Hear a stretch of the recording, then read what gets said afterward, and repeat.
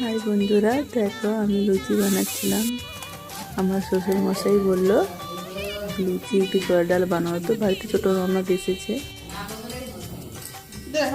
দিয়ে আমার ননদের মেয়েকে ডাকলাম, আমি একটু ফোনটা ধরতে হবে, একটু ভিডিও বানাই, ইউটিউবে ছাড়তে হবে, তো তাই জন্য আমি একটা ভিডিও বানাচ্ছিলাম।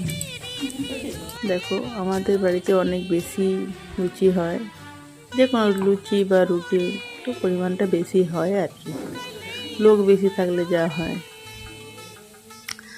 আর সত্যি বলতে আমি যদি কিছু বানাই লুচি বা রুটি যতই হোক, যদি আমি 30 জনেরও বানাই আমার কারো হেল্প লাগে না, আমি একাই বানাই। কেউ আবার হেল্প করলে আমার ভালো লাগে না। আমি একাই দাঁড়িয়ে দাঁড়িয়ে বানাবো, দেরি হোক তাও কোনো ব্যাপার না, কিন্তু আমি একাই বানাবো, আমার পোষায় না।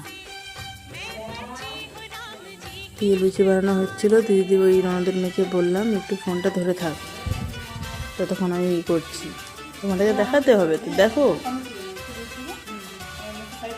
চাকরি বাকরি করে বাড়ির সংসার সামলে কেমন লাগে, রাতেবেলা বাচ্চাকে নিয়ে আবার সেই এসে গেলাম মশারির ভেতরে। এবার বেট্টু দেখো কেমন দুষ্টুমি করছে, সেই ঘুমোবে না, তার সাথে খেলতে হবে, চিৎকার করছে। দেখো কেমন উল্টে যাচ্ছে, দেখো দেখো তার বাবা তো পাশে শুয়ে আছে, দেখবে তার বাবাকে। তার বাবা পাশে শুয়ে আছে, বলছে ফোনটা বন্ধ করো, ঘুমাও। কি করে ঘুমাবো? বাচ্চা না ঘুমালে কি ঘুমানো যায় তোমরা বলো তো?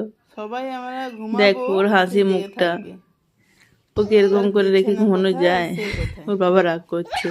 ঠিক আছে, বাই।